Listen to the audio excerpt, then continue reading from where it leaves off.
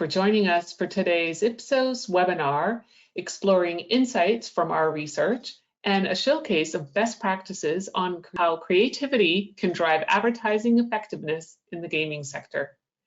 Today's webinar is being presented by Ted Doring.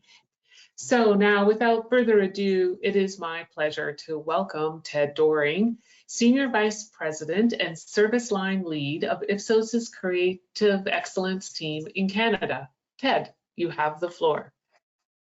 Thank you very much, Ellen, and hello everyone, and thank you for taking time out of your busy day today to spend some time with us. Our topic today, as Ellen mentioned, is sports betting advertising, and the goal, which is definitely a pun, and it's intended, is to take you through some key learnings that we uncovered through our testing of sports betting ads that you likely have seen before, maybe even several times. There's definitely going to be some sports cliches thrown about here, but nonetheless, we do hope you enjoy the content.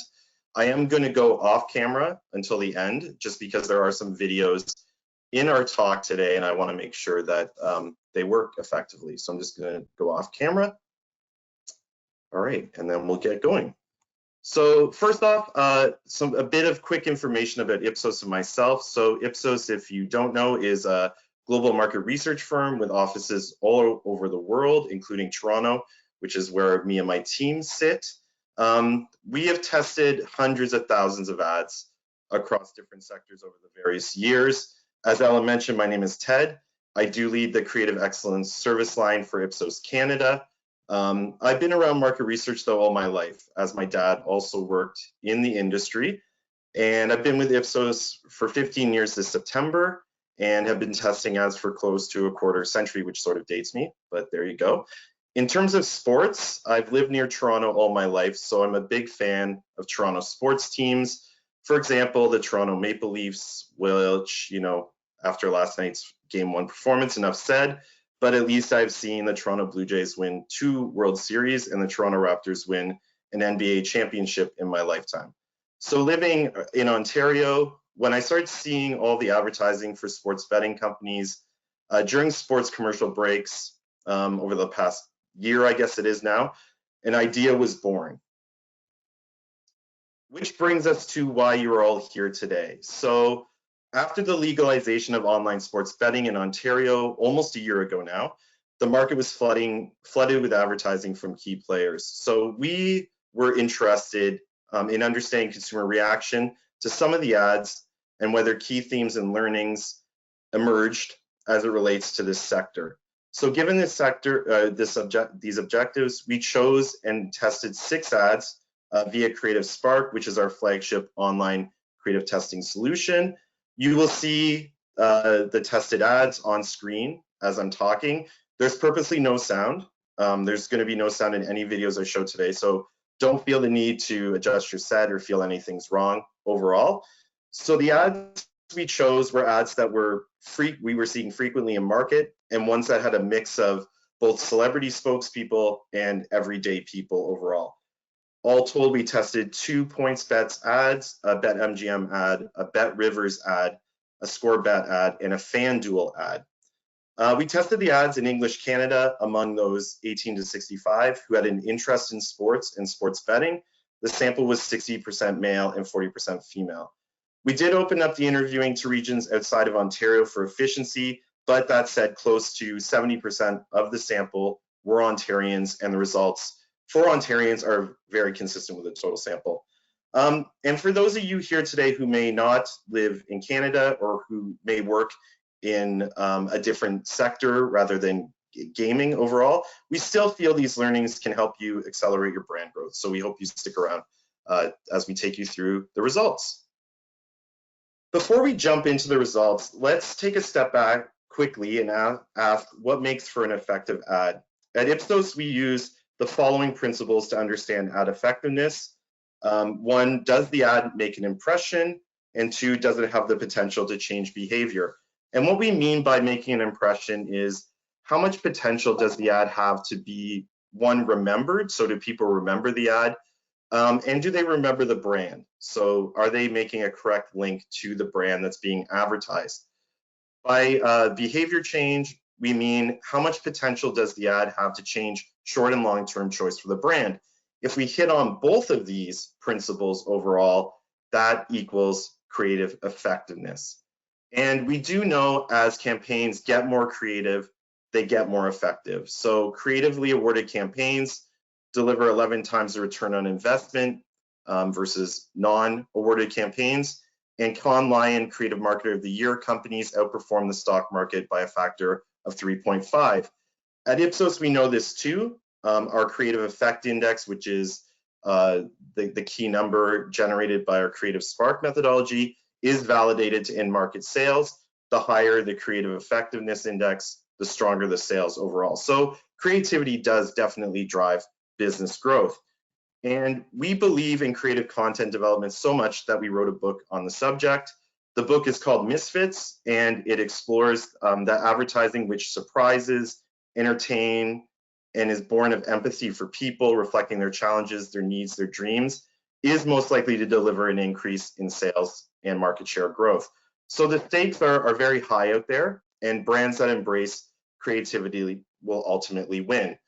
I promise this is the last methodology slide I'm going to show, and I'm going to go through it really fast. So Creative Spark is our solution that we use to test the ads, and it does measure creative effectiveness. So in Creative Spark, we show ads with other ads to help understand an ad's potential to break through with a branded impression.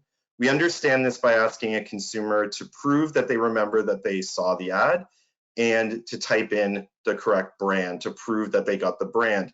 This is a key pillar of advertising effectiveness and something that forced exposure methodologies cannot measure. So that's why we use the distracted content. We include facial coding to help understand unconscious response to an ad. We also have pre and post brand measures, which allow us to understand the impact of the ad on the brand, both short and long term. Importantly, Creative Spark is an efficient and cost-effective solution.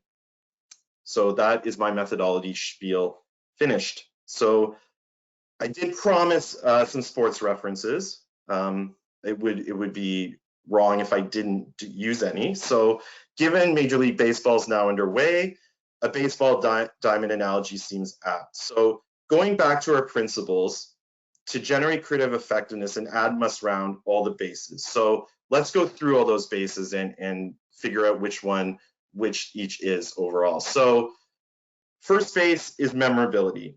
Do consumers remember seeing your ad? And when you think about its cost of entry, you need consumers to see your ad before you can do anything else and before you can expect brand linkage, before you can expect any sort of impact overall. Second base then is brand link. So if they remember the ad, do they then remember the brand? Third base is message communication. Do consumers understand what the ad is trying to tell them, and is it what we intended to tell them overall? And finally, if we've rounded all the bases, it's behavior change. Did we positively impact the brand on whatever we're trying to do overall? So we've tested many ads, and I personally have tested many ads throughout the years that some, just get to first, some maybe get to second without hitting first, some get all the way home without hitting any of the other bases overall. Today, I want to say that we're not here to criticize or be critical of the ads we're going to talk about, but rather we're here to discuss some principles of effective advertising, some of the results that we saw, in order to help you and your ads round all the bases. So without further ado, let's jump into some of the results for the ads that we tested in the sports betting sector. So you may ask, how did our sports betting ads fare on the bases? Well, their performance is fairly consistent overall. So that was one main learning, is that we saw that all the 6 ads had a fairly consistent performance with some nuance that we're going to talk about. But one of the things they consistently do is that they're all thrown out at second. None of them achieve brand link. So we're getting some memorability, we're getting the message communication, we're getting some behavior change, but we're not getting the brand link. So we will talk about that, and we will talk about that at length. But first, I wanted to start with the wins and look at first base, and specifically memorability. So all of the tested ads achieved at least on-norm memorability. 4 of the 6 ads that we tested had celebrities in them. Now, recently, the Alcohol and Gaming Commission of Ontario has announced they're reviewing the use of celebrities in gaming ads, but for now, they're still allowed to be used. So let's talk about what value they can bring. So for PointsBet and BetMGM, they use the most well-known celebrities. So the most well-known celebrities from the ads we tested are the Trailer Park Boys from the PointsBet ad, and Wayne Gretzky and Connor McDavid in the BetMGM ad. Now, for those of you who may not know, if you're not from Canada, the Trailer Park Boys are a Canadian institution. They've been making audiences laugh for the past 20 plus years, including myself. Wayne Gretzky is arguably the best hockey player of all time, and Connor McDavid just had an insanely great season and is likely the greatest player in the game right now, today.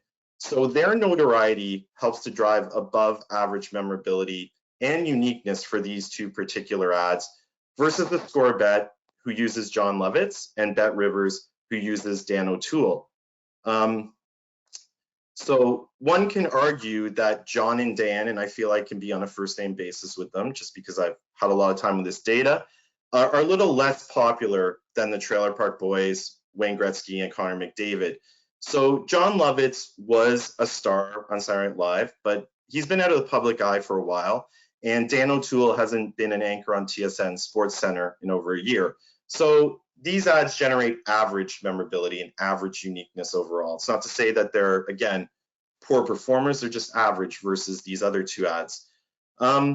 This brings us to another key point when we're going to use celebrities, and that's audio identification. So our Ipsos learnings indicate that if a celebrity is verbally identified in the ad, this can drive stronger memorability because you take away the guessing game of the consumer of who these people might be overall and what they mean. So Connor and Wayne, I'm going back to a first name basis with them, are identified by the trainer in the PointsBet ad, while Ricky, Julian, and Bubbles, the Trailer Park Boys, are identified by each other as they walk into the room. John and Dan are again not as well known, and with no audio ID, these ads don't stand out as strongly as the ads with the Trailer Park Boys and Wayne and Connor overall. So another celebrity learning from our Ipsos database is keeping celebrities true to their characters. So we do have the Trailer Park Boys, and historically they're not necessarily associated with sports. We have Connor and Wayne in BetMGM, and this is set at a hockey rink. Connor is taking shooting practice, and given that they are hockey players, this fits. John Lovitz, again, not readily associated with sports, but Dan O'Toole is a sportscaster, so he fits the role for Bet Rivers. True to character tends to equal stronger credibility and association with the brand, and people are more likely to believe what they're selling because, again, they're in sort of their natural habitat overall. But these are, none of what I'm going to say today are rules. They're more principles. So it's not to say that celebrities can't wear in and be associated with a brand. On the chart on the left, we have data from our Ipsos meta learnings of over 2,000 video ads that we tested in North America, which shows that celebrities are the second strongest visual driver in terms of a brand asset of brand attention behind use of common characters. So they can work and they can really, really be associated with the brand. The key is using them consistently across different touch points with frequency, but also making them part of the brand's story. As we discussed earlier, the Trailer Park Boys are not necessarily known for sports, but their humor helps to really drive engagement with this particular spot that you see playing on the screen. There are really 2 stories in this ad, and the Trailer Park Boys talking about Ricky's betting luck is one of those stories, but PointsBet is more of an afterthought. It only really appears at the end. So the Trailer Park Boys have signed on with PointsBet for multiple ads, and over time, this can definitely help their association with the brand, but we want to try to integrate them and their storyline with the brand in a stronger manner in order for them to get that credit and the brand to get that credit overall. So what about the ads that don't use celebrities? Because we tested a couple that don't, and it's not to say you have to use celebrities overall. So going back to our meta learnings, we took a look at key drivers of memorability We do see, as you see on the screen now, that an average ad has a 33% chance of scoring above norm on memorability. But there are two types of ads that can either improve or diminish your chances of scoring above norm on memorability. We call these archetype A and archetype B. Archetype A, you see gives you a 50% chance of being above norm for memorability. And these are ads that leverage conversation, humor, and drama, and tell more of a story. So they're more of storytelling. And it's similar to what we saw on the Trailer Park Boys ad and even the Wayne Gretzky, Connor McDavid ad. Archetype B gives you an 8% chance of being above norm for memorability. These are ads that rely on high scene counts and continuous voiceovers, which sometimes struggle to engage consumers because they don't necessarily have that drama or that engagement between the different characters overall. So let's take a look at our two non-celebrity ads. So PointsBet, it uses dialogue and humor, you'll have to trust me on it, to engage consumers. So it's definitely sitting in archetype A. FanDuel is already breaking rules here because they use a continuous voiceover, but it's still engaging, this ad, because it highlights the different family events and puts odds on these events happening. So such as a heated debate, you can see here, I think Grandpa's food coma is coming up very soon. It does show character interactions, so you get a sense of the drama of the situation, and this helped these ads engage consumers. So we're not necessarily tied to using celebrities if we don't need to. We can tell engaging stories. So that's the wins here. These are key wins, and we'll highlight a couple other key wins as we go through, but getting noticed was a key strength of the ads that we tested overall. So all the ads easily make it to first, but as mentioned previously, they all get thrown out at second. And we see below average brand link for all 6 ads that we tested overall. Why, you may ask? Well, there's several reasons why, and we'll explore those. One of them was brand integration that we talked about, and we'll talk about that further, but there's other ones as well. And not to beat a dead horse, but getting branding right is key. From our ad tracking database story, we see that 50% of the reason that ads fail to get noticed in market is due to weak branding. And as we will see, not getting credit can have negative ramifications, not only for your brand because you risk advertising for the category, but also for the category as a whole. We want to try to get our brands into consumers' mental networks so that they come to mind at a moment of choice when they're going to choose a points or a sports betting service or app that they're going to use overall. So from a recent omnibus study, we found that 61% of past year sports bettors feel that all the sports betting ads they see look the same. We also use our social intelligence solution, our Ipsos Synthesio solution, to scrape the web. And what we found there was that there was a 282% increase in negative social sentiment towards sports betting overall from July 2022 to December 2022. Further, we see that there was a 520% increase in negative social sentiment towards sports betting advertising over the same time period.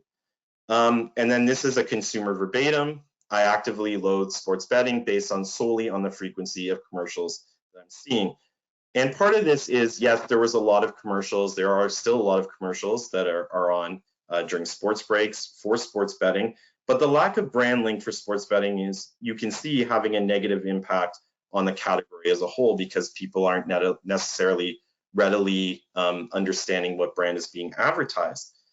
And what this also results in is a sea of sameness, which we have seen previously in COVID advertising, the cannabis category coming into Canada, and most recently in ads focused on sustainability themes. So right now, it's a bit cluttered for the consumer overall. So we need to do what we can. So again, this is not to say that there are rules that one must follow in advertising. As we saw already, the FanDuel ad sort of broke one of the rules that we set forth, but there are tactical branding techniques that sports betting ads could better leverage in order to help drive stronger brand link.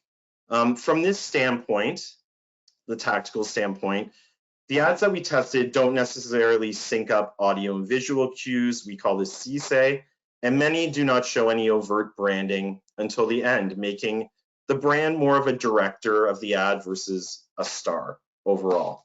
So let's take a look at the BetMGM ad. So you just saw we had the MGM line roaring again. Trust me, it did do that at the beginning, but it's very quick. There's badging of the MGM logo throughout. Wayne is on the BetMGM app throughout, but it's not obvious that it is a BetMGM app, and there's no audio brand cue. The story is about Wayne betting and reacting to his bets, and Connor thinking he's talking about him and criticizing his shooting overall and getting on him for not being great. But this humor overshadows the betting, and without a strong setup of BetMGM and Wayne using it and him betting, the brand gets lost here overall. Now let's take a look at the ScoreBet ad. ScoreBet is mentioned up front without a supporting visual, and while there is that sort of portal with a logo throughout, there's no real integration of the brand in the story. The storyline does start off talking about betting deals that ScoreBet can offer, but then it goes into a deal that John Lovett's got on ointment overall, which likely this humor likely overshadows the brand.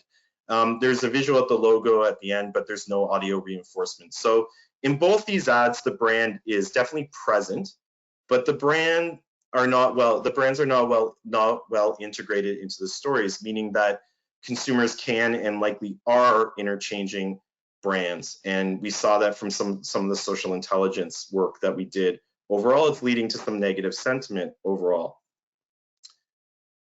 And we are definitely sensitive to the fact that regulatory constraints may restrict what we can say and show.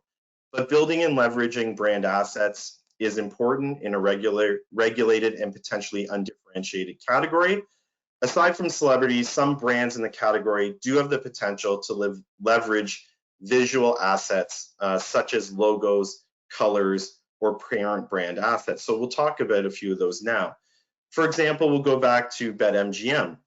BetMGM could lean more into the lion and use this both as a visual and sonic brand cues. Sonic brand cues can be very, very effective at working as a distinctive brand asset. For FanDuel, we saw in the ad that we showed, there were these logos with the odds flashing at each moment of the story. And this has been used consistently across a few of their ads overall.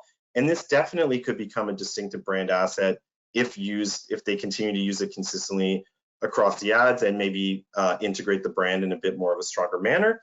And ScoreBet could also try to leverage parent brand assets and equities from the score overall. So some brands have a bit of an advantage and have some assets that they could lean into a bit more. We wanted to share some examples from other categories which also may face regulations or are potentially undifferentiated. All these brands I'm going to show you, they use brand assets to their advantage. They are mostly Canadian examples, but we see these tactics used from brands across the world. So we'll start first in beer and look at Corona. So beer has become a relatively undifferentiated and regulated category, but some brands such as Corona have developed strong brand assets to distinguish themselves from others and stand out. For example, they use the bottle, the lime, and the beach, and these are all strongly associated with the brand. And they've built this association over time with consistency and frequency of their advertising.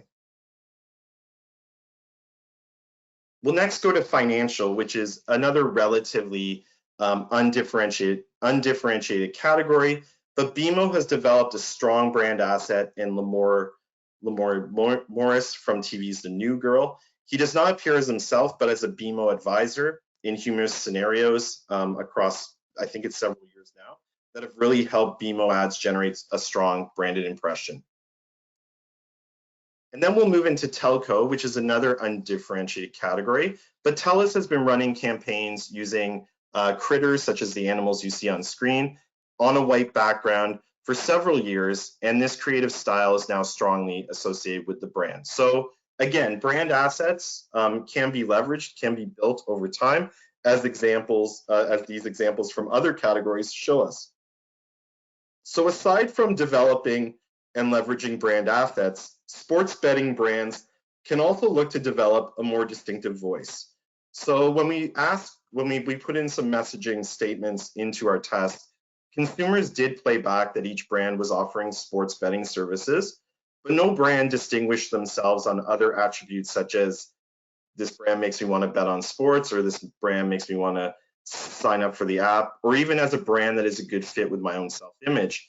So one way that we can develop a more distinctive voice is potentially by conducting early stage research. This can really help brands look for that, take some risks, look for that distinct voice and develop it and nurture it.